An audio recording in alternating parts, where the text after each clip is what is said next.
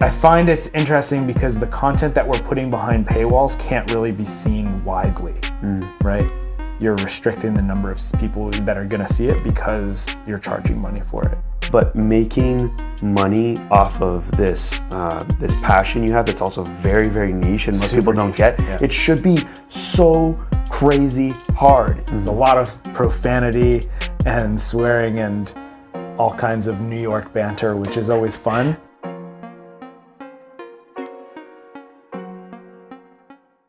We've lived through a handful of eras in parkour, and right now it feels like, as far as content goes, we're entering into, or we've already entered into, the monetized content era of parkour. And I actually wonder if this is going to be, how long this is going to last, if it actually ends up going away at some point, or if it's here for good and we're actually going to be getting used to paying for content. It's a very good question. I think most would believe that it's only going to increase. Well, I think it's definitely going to increase, but I wonder if there's going to be a pullback sometime in the future. I mean, we can only look at what has occurred or is occurring in other sports. So I think a lot of parkour athletes and people that are, I guess, are on the side of monetized videos will look at skateboarding and think about the old skateboard, like VHS tapes. I'm not in the skate culture, so I don't know if you still pay for video parts, if that's a thing. Yeah. I mean, it's the same thing with like ski and snowboard, and there's definitely parts that are released, but I don't know how much of it is actually monetized versus just free. I guess the difference I'm trying to point to there is you were paying for a physical product. You were paying for a VHS or a DVD, right? I mean, most of us don't even pay for music anymore. Yeah, but they probably have like probably pay for Spotify or something. True. So you get a streaming service. Yeah, you have a service that you're paying for. But yeah, and maybe one day we'll get a parkour service. But we actually kind of already have that. Like a monthly fee for parkour videos in like YouTube Join. Yeah. Yeah.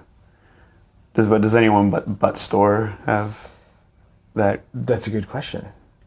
If anybody knows, please leave us in the comments another parkour brand that. I mean, anyone could we could turn on a members or a join function, but yeah, but do they actually have people who are members? Is it actually working? Because it's probably quite a large chunk of Store's revenue stream, I would imagine. Because they were demonetized for a really long period of time, so they couldn't get their ad revenue. And then they really pushed Join, and it seemed to keep them afloat.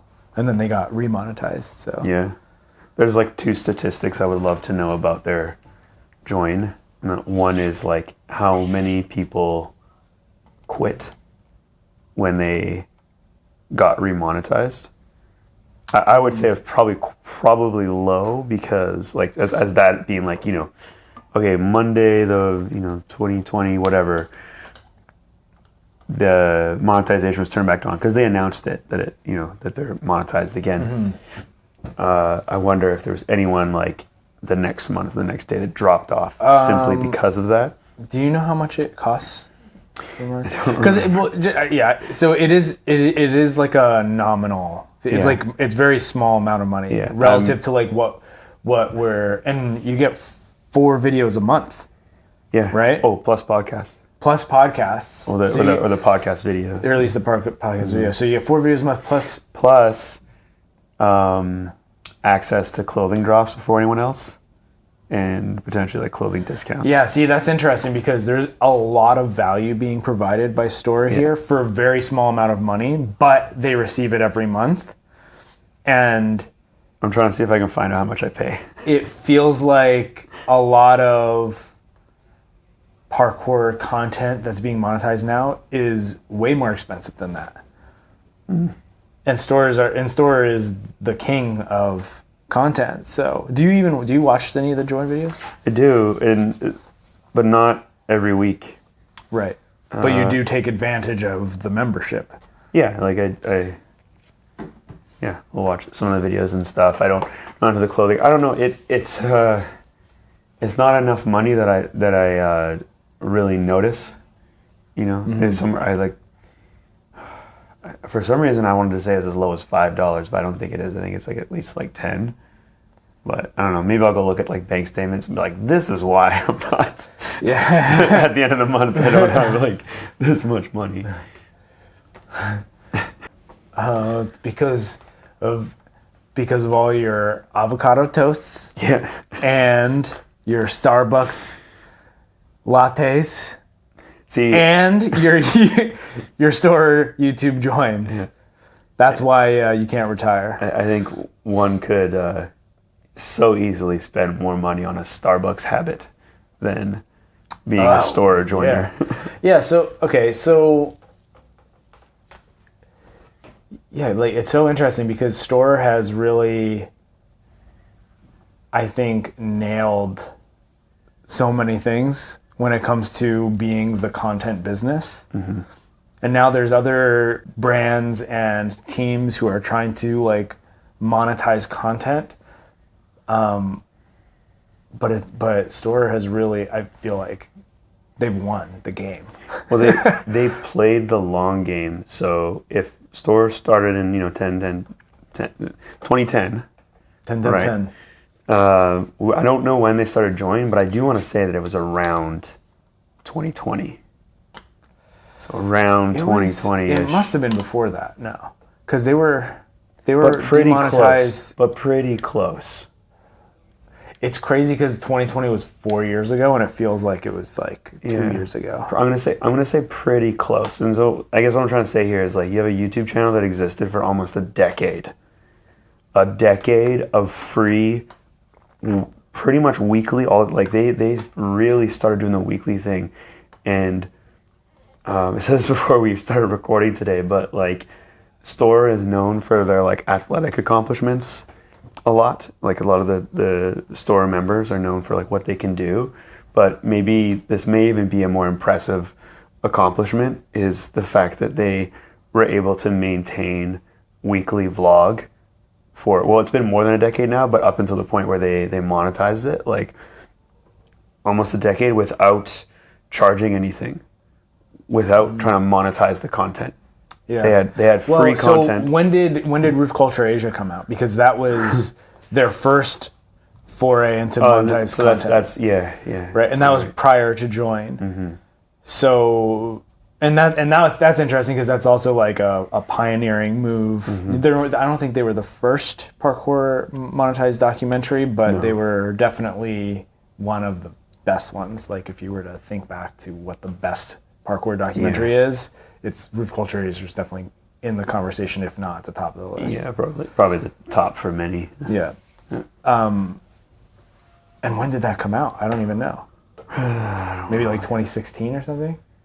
Or is that too long? I'm a slow Googler, but let's just, But I guess, so their whole model was give away for free, right? And that's why I think largely they are successful is because they built a following, they generated attention, and gave away for free.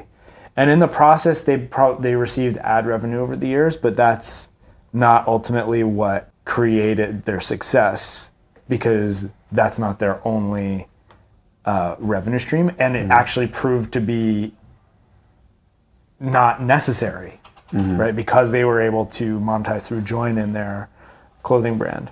Yeah, I got Roof Culture Asia for 2017. 2017. Okay, that was close. Yeah, so 2017 Roof Culture Asia drops.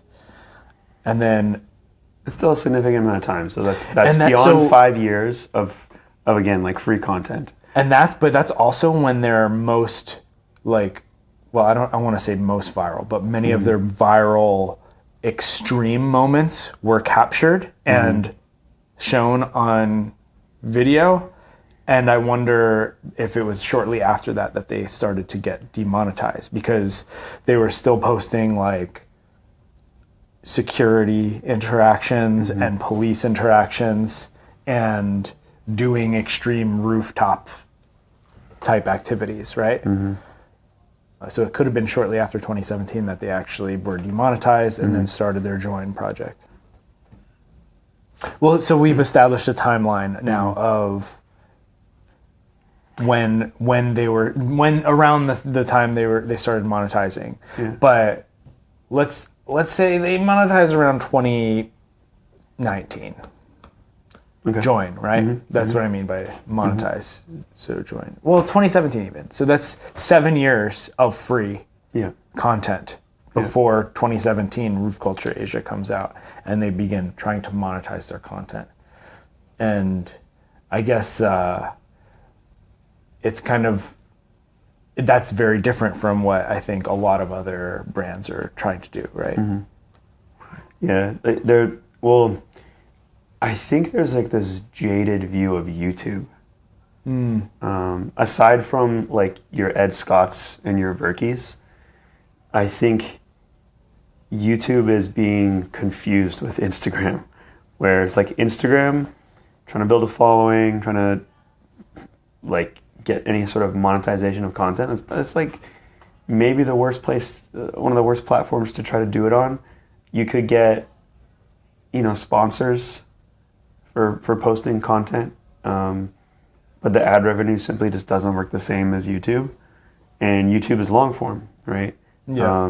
So you're actually getting more engagement from your viewers by producing long form content. I think Dylan Poland was telling us the other day that someone in his scene was like very against like vlogs. Yeah. This whole thing, and I think that's not necessarily a viewpoint that person held alone. I think like we've talked to Josh Dowie about YouTube, and he's like, I don't get it. Like we're telling him, you should get the movement on YouTube, and he's like, I can't get the viewership. I can't do that. And we look at his thumbnail and his title, and we're like, well, you're doing it wrong. You know. So YouTube has there's a game you got to play to be successful on YouTube, but I would say, especially for a path to success through like monetizing your content, you need to be on all platforms, but like definitely for parkour, like don't skip YouTube. Well, I feel like any creator that's successful doesn't just try to become successful on YouTube for ad revenue. The goal is to create an audience that you're able to sell something to. Yeah.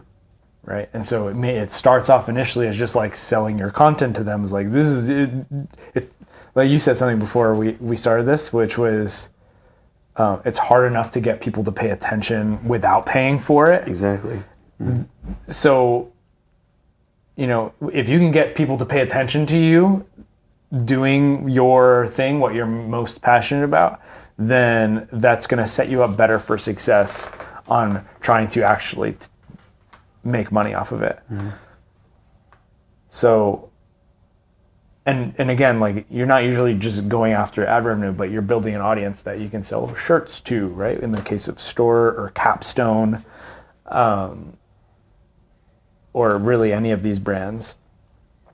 Or you're trying to sell them other things. Like in this case, we're talking a lot about content, monetizing content. Yeah. I mean, we're an example of that. Like we're out here trying to, we don't produce enough content, be it action videos, be it tutorials, whatever the case. It's tricky to stay in the like content season consistently. It's become more of a side thing than anything. Yeah. And, I think both of us would like to be able to do more of that, but it's almost like irresponsible for both of us for reasons to do with like just like other things that need to happen with, be it the gym, coaching, SPO, you name it. So it ends up kind of going on the back burner.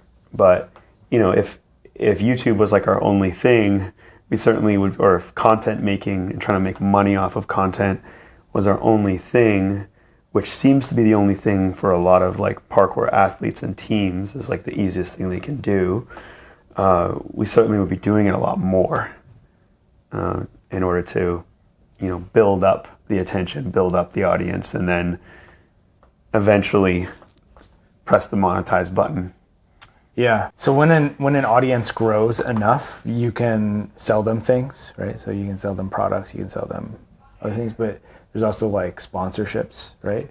So like brand deals. So like, I don't know, I'm just thinking about Mr. Beast or some famous YouTuber. They end up selling, not just having ad revenue on things or selling products or whatever, but they're also selling sponsors on the they'll be, or I don't know. I said watch a lot of YouTube content that's right in the middle of it. They'll just transition their topic to like, and that's why you need NordVPN to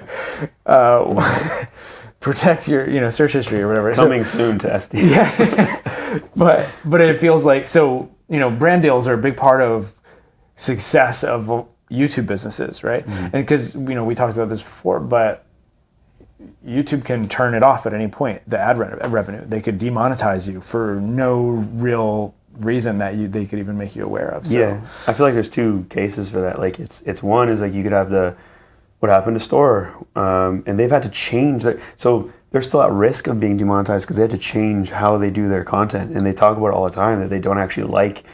Well, not all of them, but a number of them don't like doing the challenge stuff. Yeah. It's silly, it's gimmicky, but YouTube will not demonetize or just like change the algorithm not in their favor. Yeah. If they're posting things like that age restricted or something. Yeah, that if it seems like they're posting dangerous stuff. So there's that. There's that. You have this entity who, by the way, I think I heard a statistic that there are 2 million plus YouTube accounts that are monetized. So 2 million, essentially like businesses under the YouTube umbrella.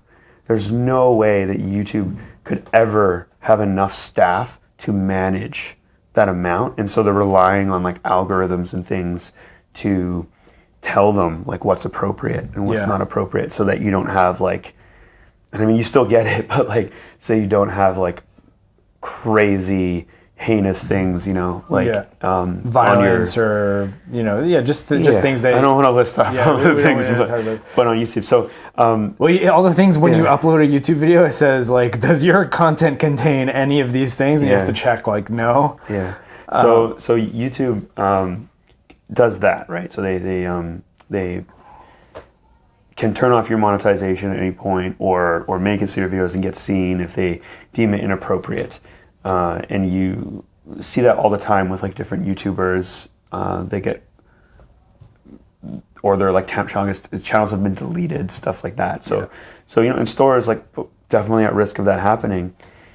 The other thing that could happen with YouTube is YouTube as a platform could eventually fail, and eventually it will fail. It absolutely will. Just like cable television, just like what MySpace. Like MSN, eventually Facebook, a lot of these social media platforms or content platforms fall out of favor or popularity, or someone makes a better platform that everyone moves over to. They just happen to be like, no one's going to do it anytime soon. It's less than 30 years old. Yeah, and it might not happen like even in most people's like career lifetime, but it's certainly a possibility. Wait, what is it? Actually, it's 20 years old? 2005. Yeah, less than 20 years old. Yeah. So it's still very young. So yeah, we'll see what happens with YouTube. But I want to come back to that point I was making about sponsorships, is that I wonder if, and maybe this is the direction a lot of other sports have gone into, which is producing films that are free that just feature a sponsor, and so the sponsor actually pays to produce the film, or pays just to have their product featured. And right now, I find it's interesting because the content that we're putting behind paywalls can't really be seen widely, right? You're restricting the number of people that are going to see it because you're charging money for it.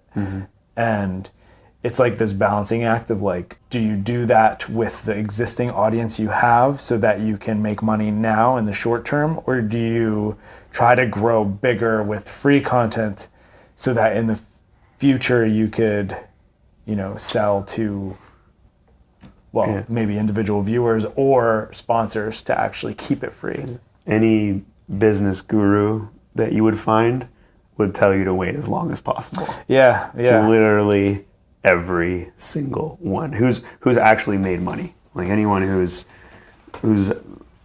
very wealthy, has like financial freedom, invests, all that kind of thing, all those kind of things, has millions and millions of dollars, will tell you like wait as long as possible before turning on, before asking for money.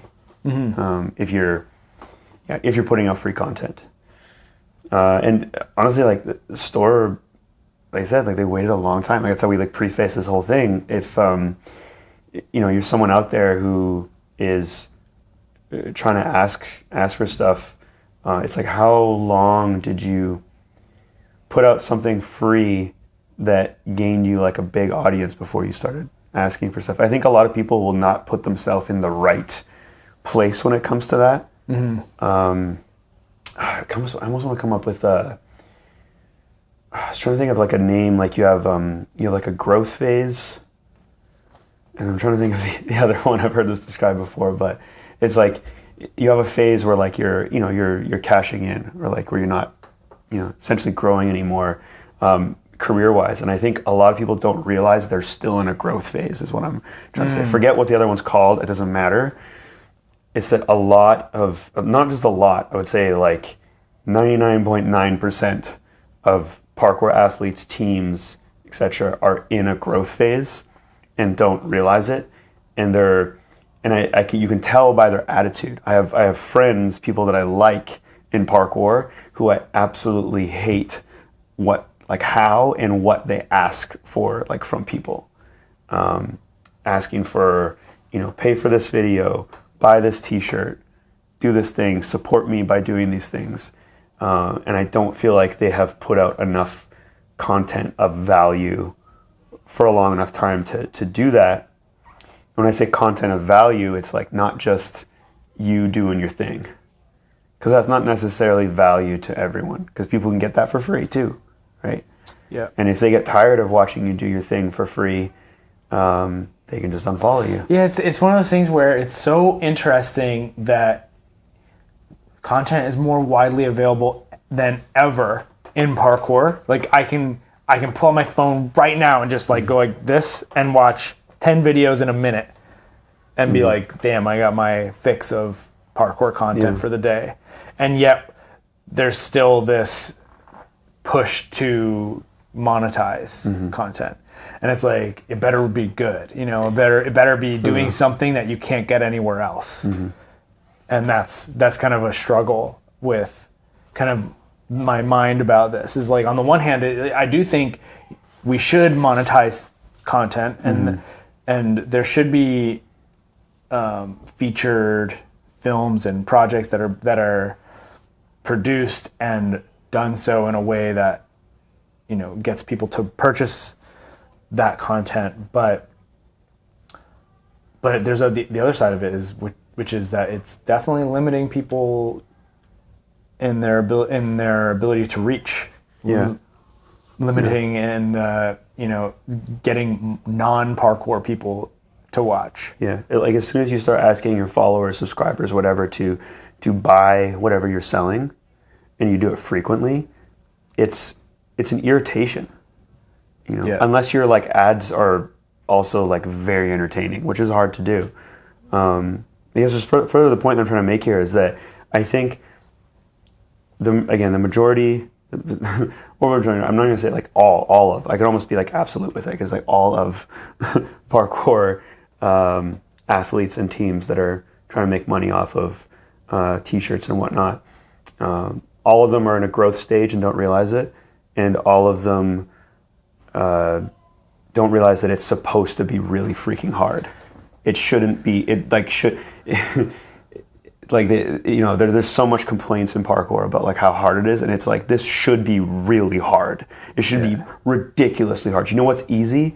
Just going and getting a job at McDonald's, which might make you more money, or a gas station, or even there's actually probably like way better paying jobs that might not bring you as much joy, like jobs that don't require a lot of skill, but making money off of this this passion you have that's also very, very niche and most Super people don't niche. get. Yeah. It should be so crazy hard. And I'm getting a little bit louder now because I just get tired of all the negativity around it, about all the complaining, and that we like should be paying for stuff and you need to be supporting and all of this. It's the entitlement. Yeah, it just should be.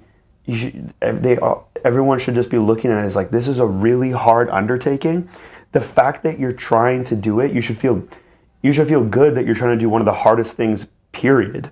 Like one of the hardest things. Like if I can think of roads to making money, like just things you could do in the world, and like the ones that are the hardest, like this has got to be like way up there with one of the hardest things you could possibly try to do to make monay. Renee's there you go. triggered right now. Absolutely triggered. Also, I haven't been smoking a pack a day. I'm just really sorry. I had to address the elephant in the room. If you enjoy this voice, this is the only chance you're probably going to get it.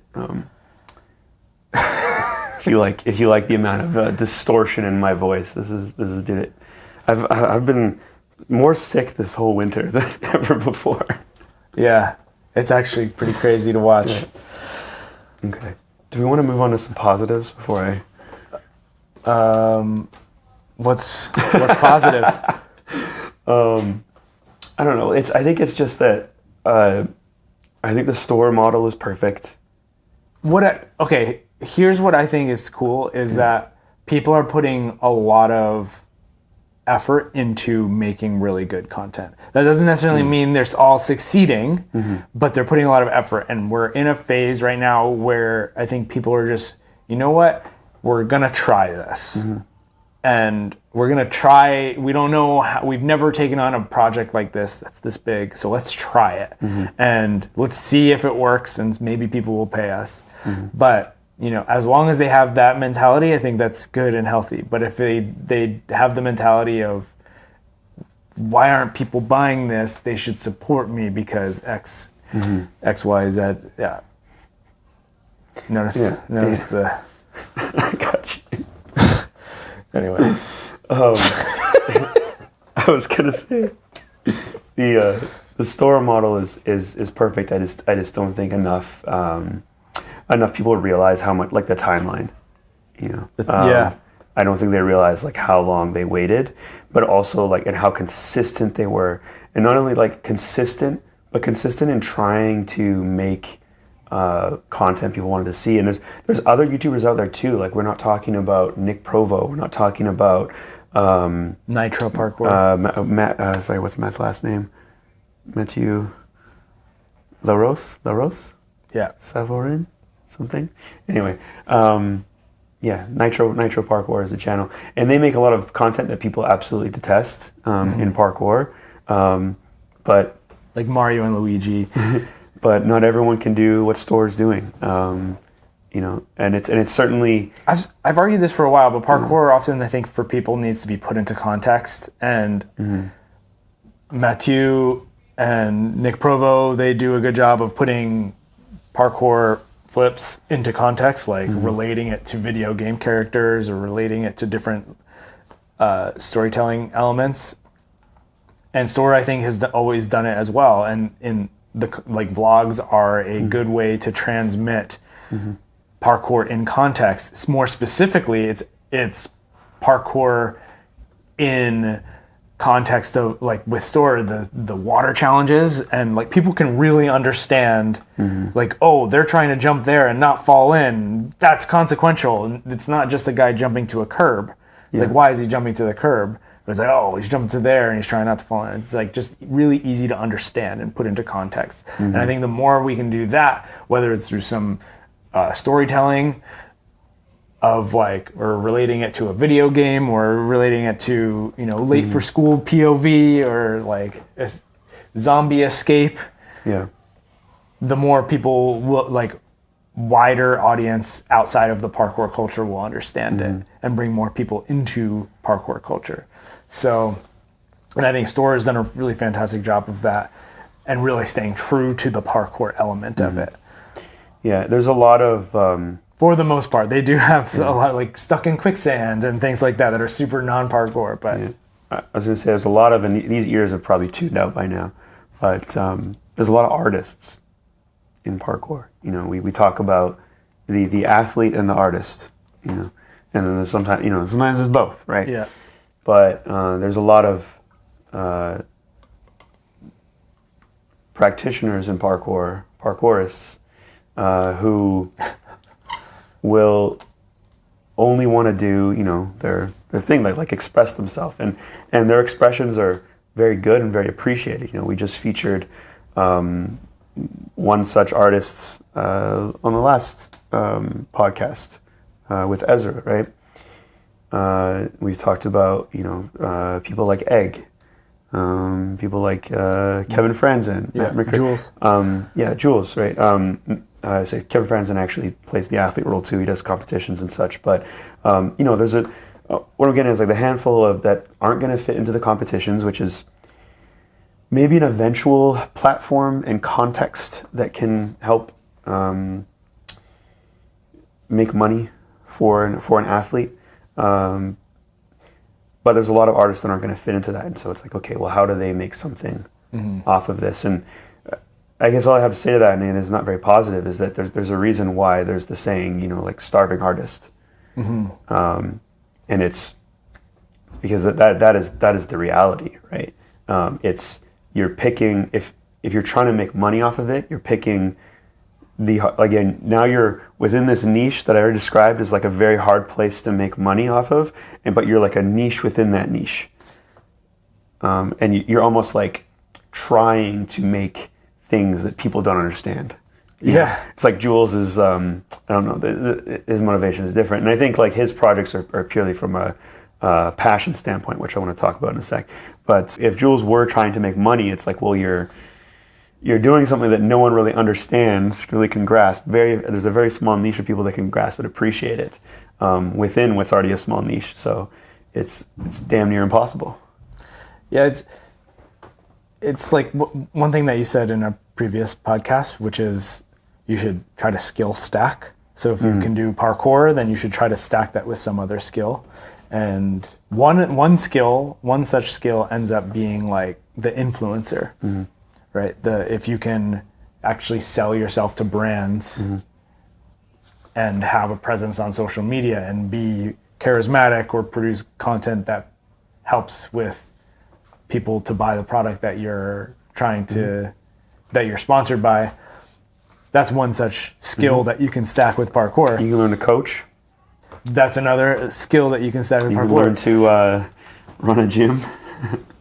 You can learn how to make vlogs and do that for these are all really 7 years for free, and then you can try to monetize it after that. These are all really hard things too. But yeah, like everything, all these things are definitely hard, and that's what makes so like I was just trying to think of like what are the things that parkour can sell, right? And so, you know, coaching, we could sell lessons, we could sell people on the idea that you too can do parkour.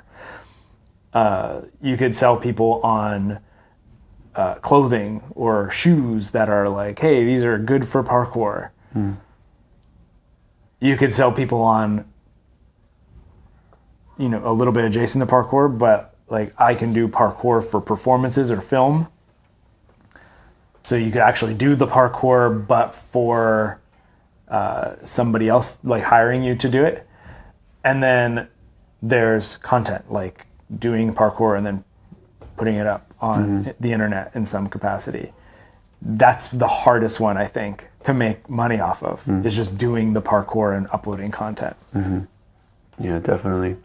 I actually wanted to try to move to a bit of a positive. Is there anyone that you feel like is on the right track? Any brands or teams? So we already mentioned, I think we were talking about like Verky and Ed Scott. Yeah. I think Ed Scott is doing a phenomenal job of, but basically doing the right thing. Like and the funny thing is, I don't know if he realizes it, and I don't know if I'm alone in this, but I am itching for an Ed Scott project. Yeah. Like I would pay for a project, an Ed Scott project behind a paywall if he, didn't post anything that was in it, if he tried to do his hardest stuff, particularly if it was like longer form, something like a Point A type documentary or something. I think there's potentially he has fans that are ready for that. Dom is another one. We didn't talk about it at all, but he's essentially made it for himself. Don't know what his Dom's net worth is. I know it's been speculated, but he's done a really good job of garnering attention, mm-hmm. and then through that ending up acquiring a sponsor that mm-hmm. pays him for the attention that he receives. Mm-hmm. And it's worth it. It's worth it to them that they're sponsoring the guy who gets the most attention. Yeah, and the cool thing about Dom too is like Dom has a personality, but I would say like the majority of his I would say that on Instagram he doesn't really show his personality. Mm-hmm. Where he has his biggest following. On YouTube he does. On YouTube it's a lot more personality, and his YouTube is growing and growing and growing. But it's almost it's like impressive that he got his Instagram following without the personality. Like some people to be an influencer, like you were saying, Yeah. A lot of times there has to be like a personality add to that. It can't just be the movement. Yeah, I want to just talk about like Verky and Ed again, mm-hmm. because they have like good enough followings, mm-hmm. both on Instagram and YouTube, to generate brand deals. Mm-hmm. And I think they really could do, like, if they learn how to sell to brands, which is again, that's a skill in itself. Yeah. And that's something that, but it's totally something that I think they can learn to do, mm-hmm. and they would be able to monetize their parkour more easily, mm-hmm. because I don't think they're getting enough views to generate the ad revenue that's like really substantial paychecks. And again, they could always turn that faucet off. Mm-hmm. But I think they could get brand deals, and I would put them in the category of guys that are doing it right. They're putting out free content for people to watch, to generate interest in them as a brand and get attention, and that is the currency that you want. Mm-hmm. So, other brands that I think are doing a good job, actually Capstone. Mm-hmm. Yeah. So Capstone, they've done 3 projects or 2. Wait, how many? What project are we? So they did Capstone Australia, Capstone England. Was England Swarm? And Capstone Swarm. Or Swarm was the other one. Okay. And then. And that's it. That's it. Okay, so they're currently filming another one, but there's only 3 right now. But I feel like they've created a brand now where parkour people, and potentially beyond, don't really want to miss a Capstone video. Mm-hmm. So if Capstone came out with this next video and they were charging money for it, I would not be surprised, and I think they would do very well with it because they've sold their brand to people, they've gotten the attention from people, and their brand is now powerful enough where I think people would definitely pay to watch it because they have an established track record. I don't think that's necessarily their goal because they have this clothing that they're trying to sell, but. And that's the thing with clothing is clothing I don't think is the best business to be in. It's hard, right? Because you have to ship all over the world. And well, it's not so much a clothing business. Produce it. Businesses like it's t-shirts, right? Yeah. And then I think they have like it was either a vest or a long sleeve or something they did. But it's funny that you say like if their next one is monetized, they like yes they would do very well. I hope they don't. Mm-hmm.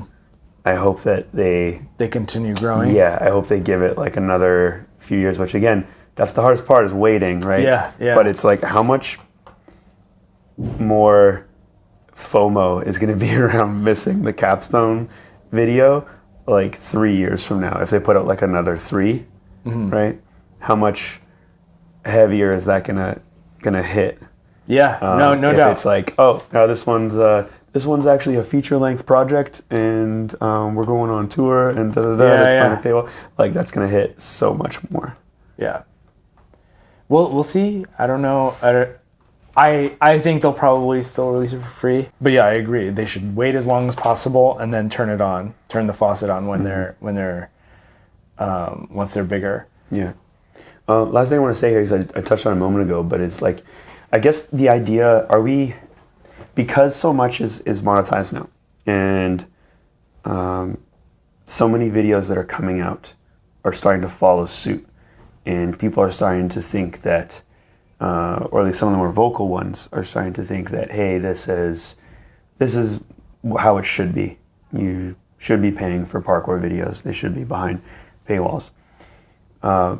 I just guess it makes me think, is this a business attempt, and is it no longer about like passion project? Because for me, like having, just put out a video that I spent years on and spent money on and put out for free, and I'm desperately trying to get more people to watch it for free, right? But it was made out of passion. It was made out of that, like, I wanted to do something epic, and then that's period, right? I wonder if this whole concept of monetization is like taking away the passion, taking away that you're like, is it like, if you're monetizing it, are you still doing it for the love of doing it, or I guess this is the question. And I would say, like, it obviously depends. But I do think it's something that we have to like look inward and think about a little bit, because, the first decade plus that I did parkour for, no one was, releasing videos behind paywalls. It was all for free. It was all shared. Yeah. And I think there's a little bit of resistance, probably a quiet one. Well, and there's still a lot of content that's coming out that is free, right? And so it's hard to justify in some ways charging for a project when somebody can just get it for free. Yeah. In fact, it's hard to get people to watch it. It's hard to give it away for free. Yeah. Yeah, it really is. Okay. So we had a video that we got to watch for free, that we were fortunate enough Very fortunate to have shared with us. Hive Mind. Hive Mind came out. Well, it came out today, but you won't be listening to it today. You'll be listening to this maybe tomorrow. Hopefully tomorrow or sometime in the future. But it came out, and we were able to watch it. And I was going to say, before you get into any sort of review or details, we just looked it up. It's $10 at USD. Believe so. Okay, and this is a feature, not feature length. Feature length is usually like beyond an hour, I think. I'll have, correct me if you know feature length of what is correct. But this is a 49-minute production, and I do not know if you can see that when you go on their website and take a look at it. I think you can. But it should be noted, because we did get a comment about criticism about some of the Commons videos being short. This is a short piece, and it's like, oh, what's the point in paying for a short piece? And I think not just paying for a short piece, but paying like more than $10. Like you're paying more than $10. Like Hive Mind is a 50-minute piece for $10, and the Commons videos are often much, much shorter, but even potentially more expensive. Yeah, and so I think you said that this is a good price, and I would agree, because it's the first monetized video from Unknown Project, so you can't go super high with it or anything. It's not a huge amount of money to most people. Again, go to Starbucks 2 or 3 times and you spent it. So I don't know if it's going to do. I was going to say, like, I don't know if it's going to do extremely well in terms of viewership for that. It's definitely putting up some friction, and they're a team who I think are still like fighting for attention also. Yeah. So it's not a great move in terms of what we would recommend or most businesses in the media space would recommend is like, oh, you guys kind of monetize early, you should probably do more free stuff for a bit. But what they are hitting is I would say the correct price for the length of like entertainment you're getting. Yeah. And do you want to get into the actual project? Like, yeah. First of all, let's do before people tune out. I guess maybe you're like give it a score of 5. Give it a score of 5. Give it a score of 5, and maybe a quick little summary as to why. Okay. And sorry. Out of 5, are we grading? I should give you some more criteria. Are we grading out of 5 on parkour terms or on parkour terms? Okay. Yeah. So I would say, so here's my grading scale. Is Roof Culture Asia is okay, nice. Let's get some examples. Okay, Roof Culture Asia is 5. Cool. Yeah. So what's a 1? But here's the thing. If I'm comparing Roof Culture Asia across all documentaries, Roof Culture Asia is like 3. Yep. Right. Yeah. But it's a 5 in terms of parkour production. Like The Alpinist is like a 5, right? So like, you know what I'm talking about here. Okay, so that's the scale. But Roof Culture Asia is a 5. I actually give this one a 3 out of 5. And it was, and the whole reason. So I love the concept of the almost like each challenge that they feature is like a battle. So I love that concept, but or like, it's just like a featured challenge, and it's like now we're gonna watch the process behind the catback sequence or whatever, right? So I love that concept. I felt like it was too long for a few different reasons. One of which is like the whole beginning discussion about how they're filming it or why they were using microphones and things. I felt like that was totally not needed. I'd rather just let the stories just speak for itself instead of like, this is why we used microphones and why you can hear our voices so clearly. I felt like that was a little bit odd, but so I think if that was like, if the whole project was a little bit shorter, you kind of cut out that section and you tighten up a little bit of the challenge features, I thought the video could have been like definitely a 4, like jumped up a whole. What are we? 4 what out of 5? 4 stars. Stars? Yeah. Okay. I'm gonna say something else, maybe like more parkour related. I'll let you think on that one. Okay. Overall, I actually did enjoy it. I felt like it was a slow start, but I really enjoyed it by the end of it. So like it kind of pulled me in, kind of midway through it, kind of like wrapped me in. I was like, okay, I'm more invested in it, and I'm more into it. But it has this really slow start where it doesn't give us action right away. It has this this whole like justification of why we use the microphones, and then it finally gets to the point where I'm like wrapped up in some of these challenges, and I'm actually feeling the like empathy for the athletes in the moment, and I can feel their emotion, which actually I feel like the microphones really brought that out. It really did add a layer of I'm there with them. I can understand their inner monologue and their process, and it really did pull me in by the end of it. So I liked it overall, and I would pay $10 for this project if I were to go back and do it again. But there's definitely things that I just wish were tightened up, and the main thing really is I felt like some of the sequences were undone or unfinished. Like they were big moments and big achievements for these athletes, but it felt like they ended up walking away from something that was not done. And sometimes that has to happen in parkour, but this is also like the project, right? Yeah. Okay. I would say I would agree with like all of your points there. One thing I wanted to point out. Okay, so microphones, which I believe might be the one they used. Rode wireless mic. I don't know if they have. I don't think they have lab clips. I think they just have the box. This is not new technology. Not by a long shot. They're definitely lighter than ever before.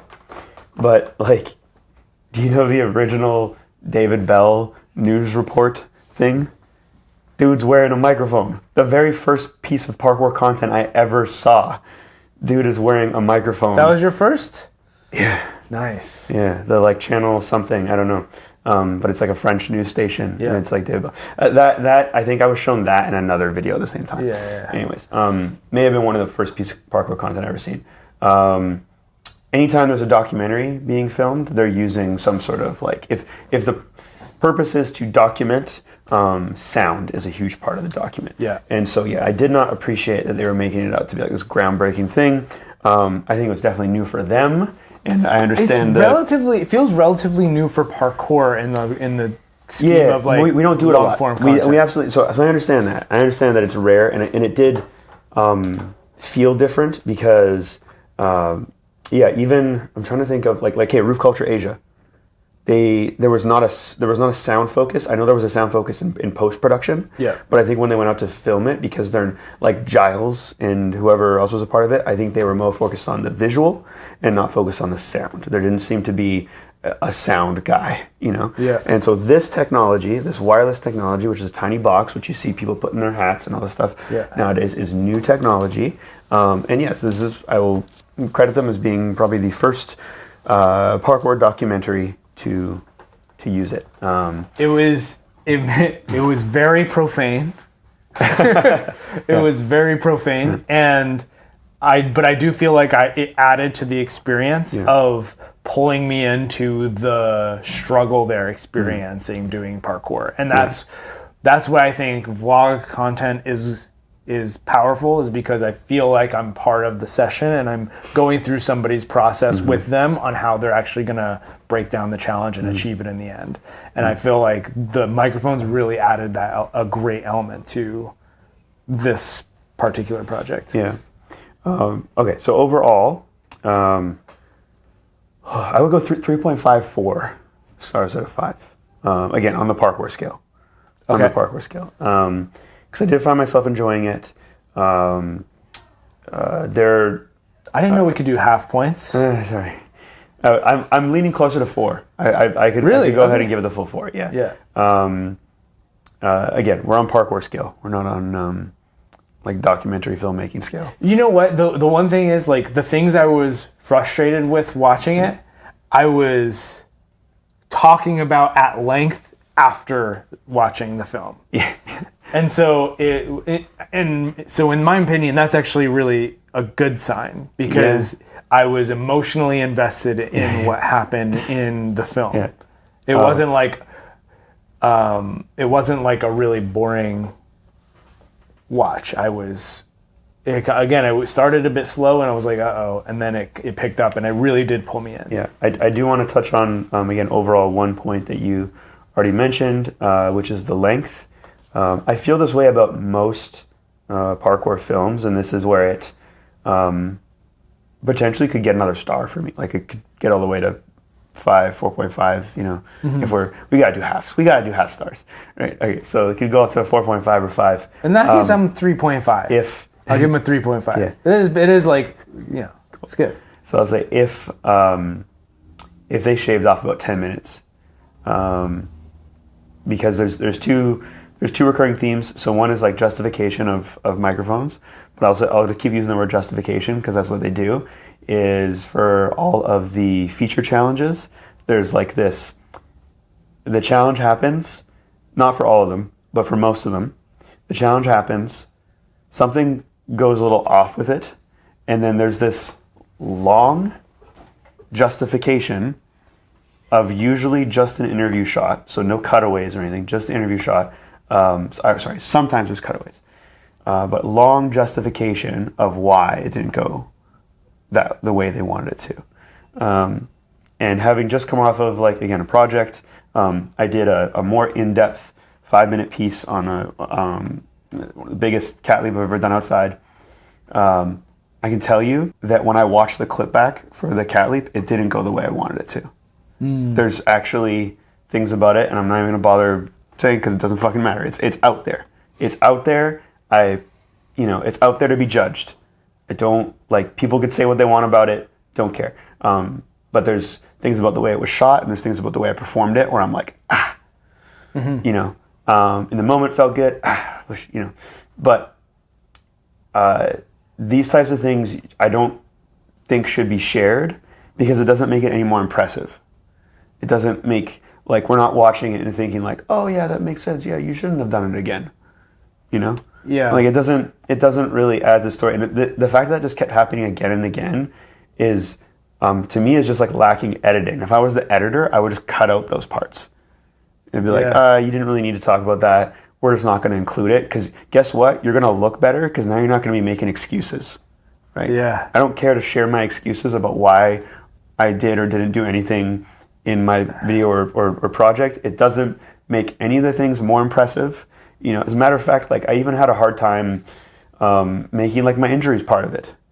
Or, and sometimes, like, just in parkour in general, like, I don't necessarily want to talk about how old I am if I do something, It's like, again, it doesn't really make it more impressive to be like, guess I did this after. Guess I didn't eat this morning, and I didn't warm up, and I still did the thing. Like, it's like, great, cool, good for you.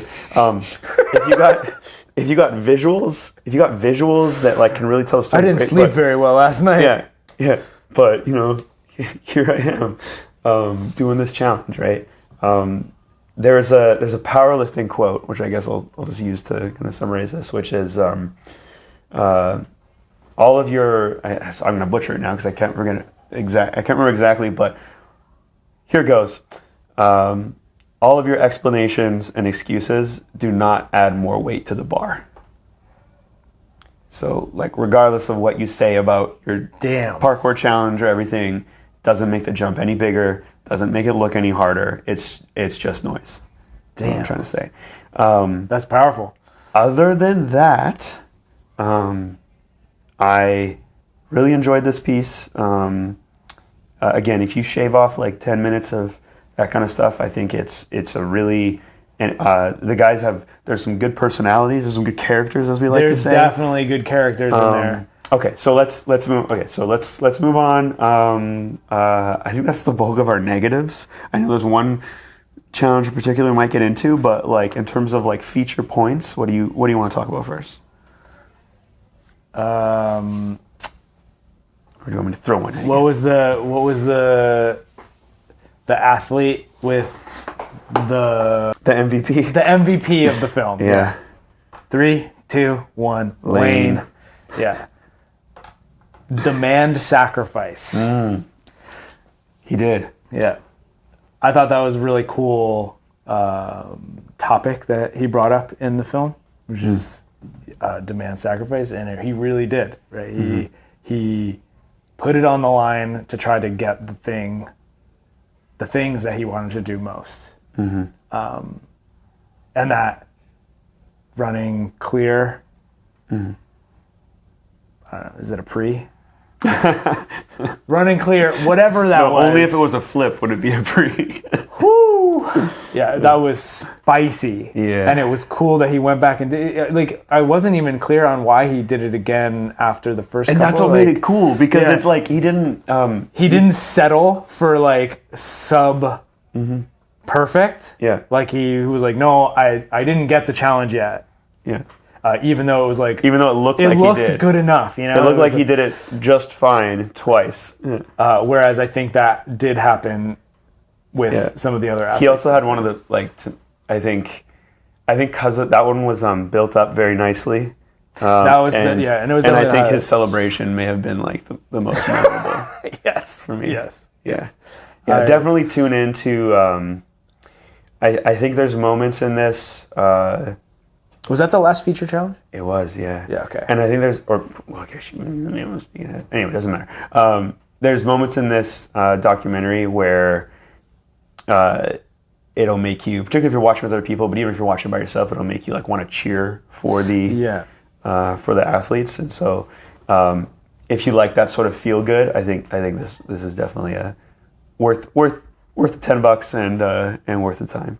Yeah, and like I said, or like you said, the character, like very entertaining characters that are involved. There's a lot of profanity and swearing and all kinds of New York banter, which is always fun. Yeah, and Lane's running clear pre-thing was definitely a highlight, or the highlight of the film. I also felt like Vinny's part, I don't know if it hit with you as much, but I actually felt the descent quite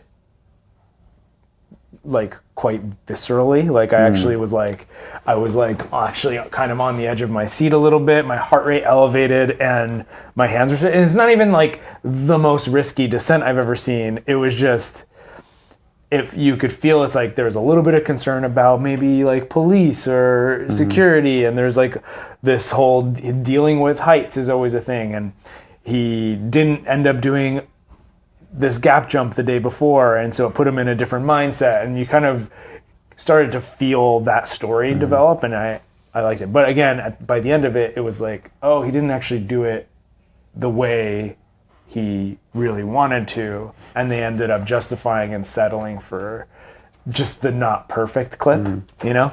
Yeah, Vinny's line, is it Vinny, by the way? Yeah. Okay.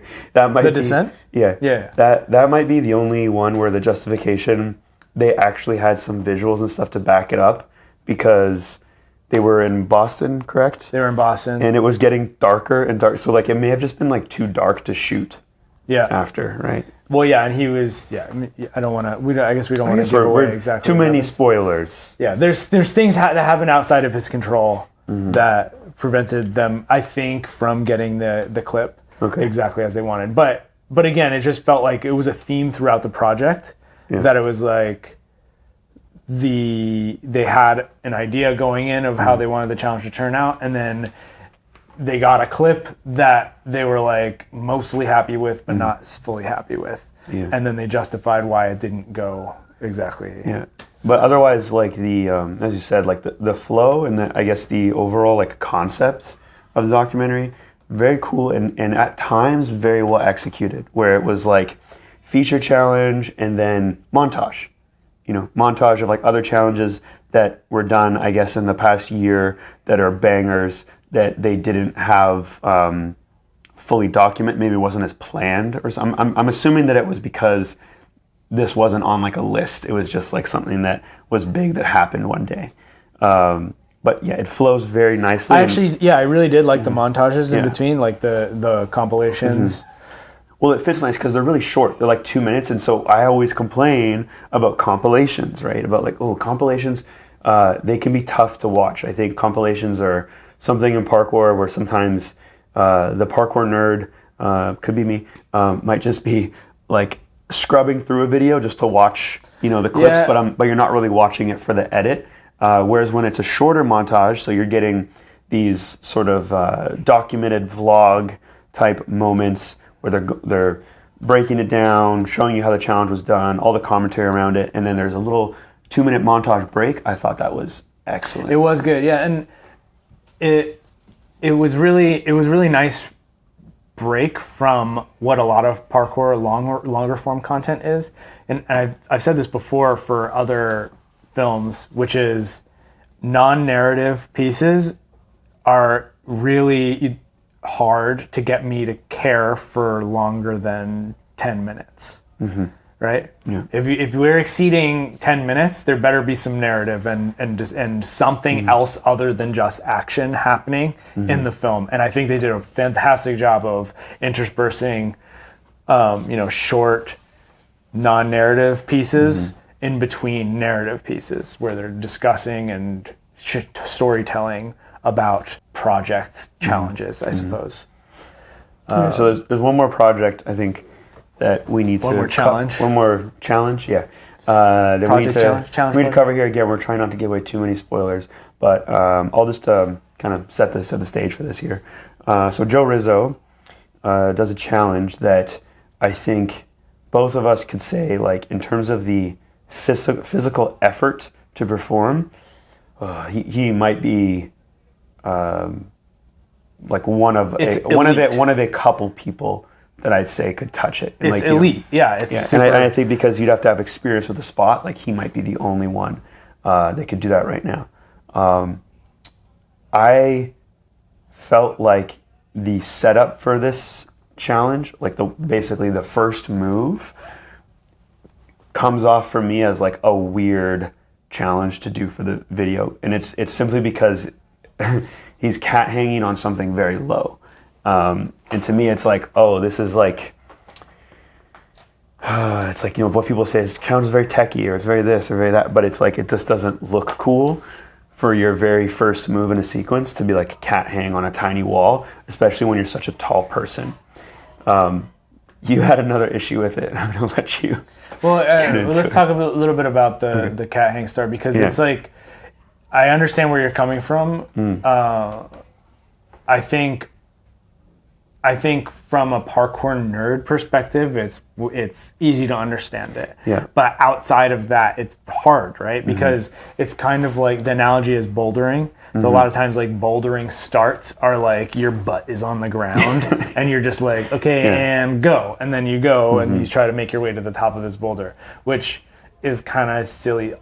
Bouldering is still a really cool sport though. And so, and even as kind of an outsider, I find bouldering cool. I'm adjacent, but an outsider. And I think I'm pushing back a little bit on your perspective here. I agree that it's not as exciting, and for like a video project of this scale, it should have more elements of risk. Everything else, and there's, in the challenge itself, there's big risk in other points of that challenge. But yeah, it's just and throughout the video, it's all these like drops and big risk or consequence, I guess, commitment moments and stuff. And yeah, I just feel like there were other ways that we talked about them. There's other ways that like that sequence could have been started that I think just would have been like made it more cool to look at. A cooler experience. Yeah. And, I think it is still cool, featuring it, and because, it was obviously a really hard and high level challenge to be able to complete.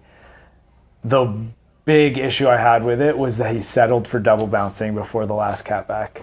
And if you don't know what I'm talking about, you're going to need to watch the film. And hey, let us know if you've seen it, what you think about this in the comments.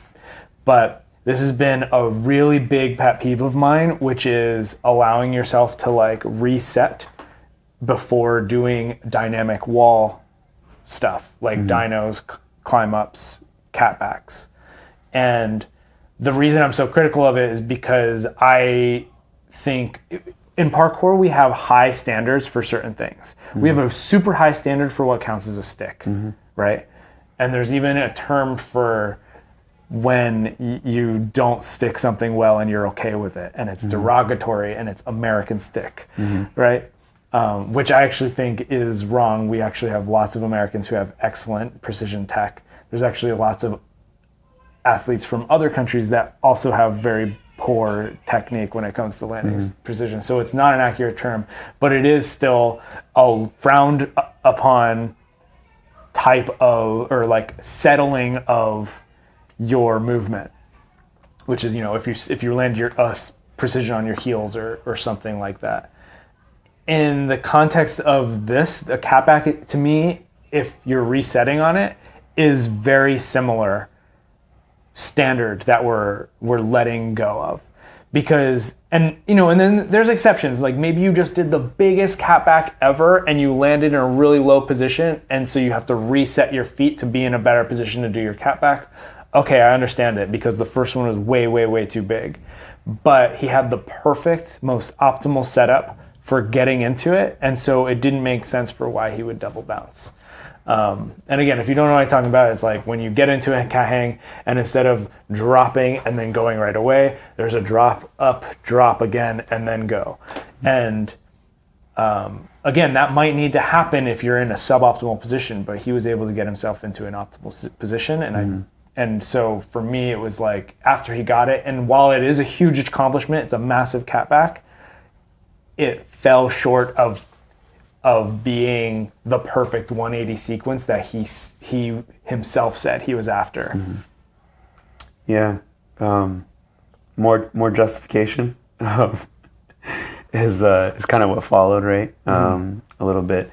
And I'm kind of like, I'm not as like bothered by this as you, because it's funny because like in the clip too, you can hear like the homies saying like, oh, it looks sick with the double bounce. Yeah. Okay, so like there is like a thing where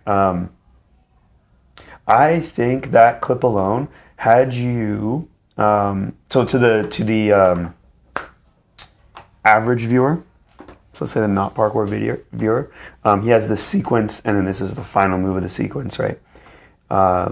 If you're an average viewer and you don't see all the preps and it's not mentioned, like the justification of it is not mentioned at all, and you don't see all the preps, I think it does what the homies were saying, which is makes it look cooler because there's like a moment of pause and he doesn't make it look easy. It's like sequence, all this stuff is plyometric, connected, and then there's a moment where it's like boom, right? Because like if it was like a bouldering problem too, like that would count, which it kind of sits at. I guess the reason I feel strongly about it is because he could have done it without the double bounce, 100%, and I will go to my grave believing this. Yeah. Like he can do that without the double bounce, and you could tell early on in the sequence when he's like trying to get the other ones in single bounces. He had that standard of that was what he was aiming to try to do. And then for the one catback that, while it was the biggest one, had the easiest setup for, he chose not to, or he chose to settle for not doing the cleaner technique. Yeah. And I just equate it to, and I said this earlier to you, it's like stopping on a plyo. Yeah. But the first jump wasn't even very big to begin with. It was just a small step in. So it's like a step in plyo where you stop before jumping. This is like, that's the way I view it, is it's a complete break in momentum that makes it so that, and just in general, I would love for parkour to adopt this perspective on dynamic climbing, and that most of the time you don't need to reset. And if you do reset, it's because you're probably more just prepping yourself mentally to go for it than you are physically preparing yourself to go for it. Which, again, this probably was what was happening, is like, and I think we talked about it, where that was the hardest move in the entire sequence, and it's at the end. No doubt, yeah. So you're already fatigued. No doubt. And if anything, like, you said the double bounce actually might make you more fatigued, but it does give that little bit of extra mental prep for it, which I guess he knew at the time, and I guess, maybe he was so burnt that he didn't have another one in him for the session. And I mean, he has to live with it. I at the end of the day, I feel very strongly about this, but it's not so much. It's still like, it had me talking after the film. It pulled me in. I was like invested in it. When it didn't go the way I wished it did, I was like, no, he didn't do it. What? And so that's a good element of the film, which is that I was in it. I was invested, and I actually cared about the outcome. And maybe other people aren't going to care as much as I do about this one little point. There's actually a feature of SPL standard is we try to keep catbacks continuous, or like dynamic wall movements continuous with whatever prior skill happens. And so it's a standard that we're trying to push and to get people to understand in parkour, the same way you would not settle for a garbage stick. You know, you wouldn't settle for double bounces on catbacks or dinos. And I think just to add to that standard and kind of how we're going into the geek deep end here, I think we should also acknowledge that, we do acknowledge that it is mentally or psychologically harder to do dynamic climbing sequences without resets. It's insanely hard to, like, catbacks are blind. You don't go into them, you know, a catback precision, you have to try to get your feet landing in a spot without being able to see it before you do it. And so it's hard. And you know, and again, I commend him for even being able to do it, because I can't do it. 100% can't do it. I have the technical ability to do it. I just don't have the output. So there's no way I will ever touch that challenge. But as you know, I feel like as somebody who, and it is a skill set that I have, that I train, and I think it's easy for me to look at. It's easy for me to look from, you know, from the outside in, to be like, hey, he didn't do the technique that I very specifically always intend to do a different way. So it's easy for me to be critical, but at the end of the day, it worked for him to get the job done. I just feel like it's still unfinished. Okay. Yeah, I mean, I think the last thing I want to say about the whole project, and bit of reflecting on like some of the stuff I've tried to do myself, is when you enter a project like this, and I think this was their intention, was they wanted to do their hardest shit. You know, they wanted to do the hardest shit they've ever done. And I made a post about doing the hardest shit I've ever done, but having gone out there myself and done the hardest stuff I could think of doing, it's so hard to actualize what those dreams are. And you know, we were just kind of praising Lane a little bit about like the demand sacrifice and how he went again and stuff, but sometimes you really can't go again, and if you do, sometimes it still doesn't work. And in this case, if he did go again, they didn't put in the edit, you know. Like if he did, I don't know, like, because I wonder if you would feel better if there was a clip of him trying again. Because I will say, like, for Resilient, the last challenge in that video, I felt like I could go a bit quicker. I get the pre to the wall that I'm jumping at, and I step vault down. That pre might also just be able to be a step vault. Someone might be able to do that. I'm not that guy.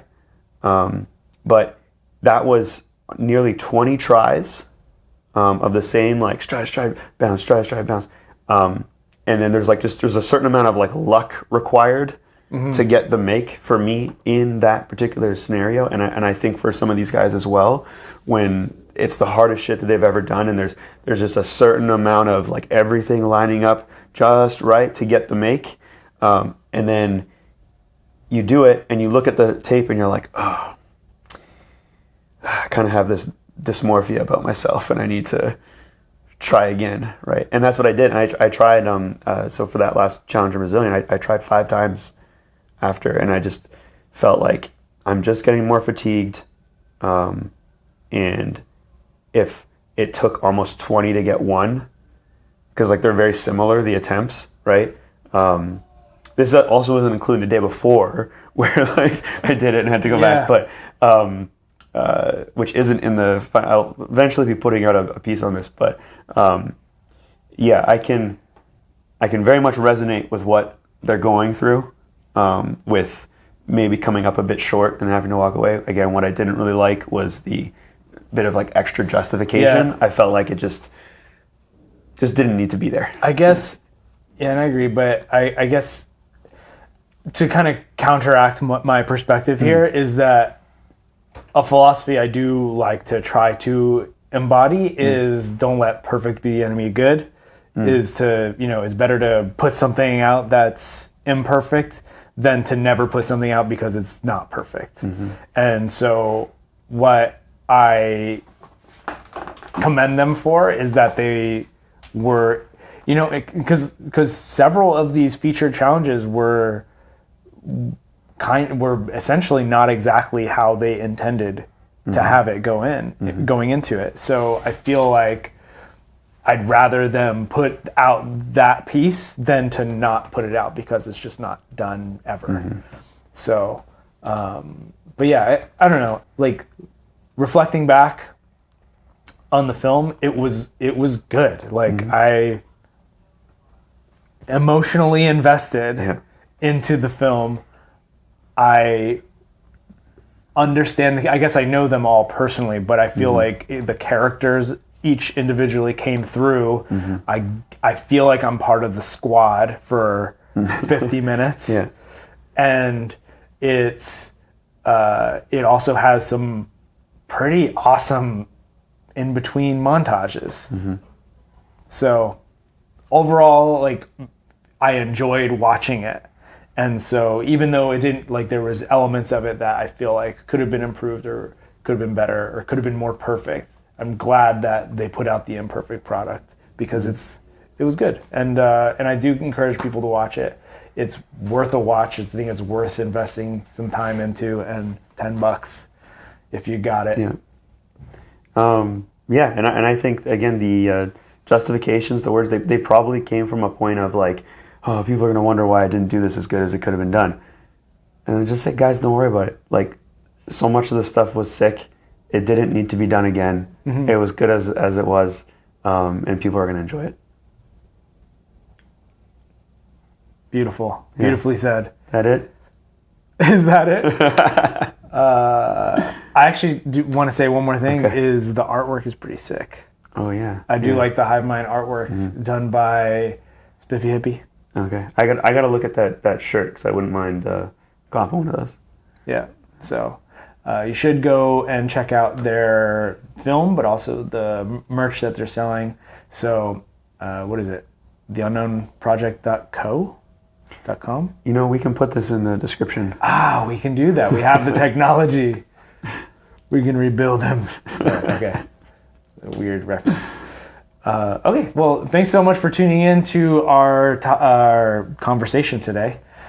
If let us know what you thought of Hive Mind if you watched it. We'd love to hear your opinion in the comments. Until next time.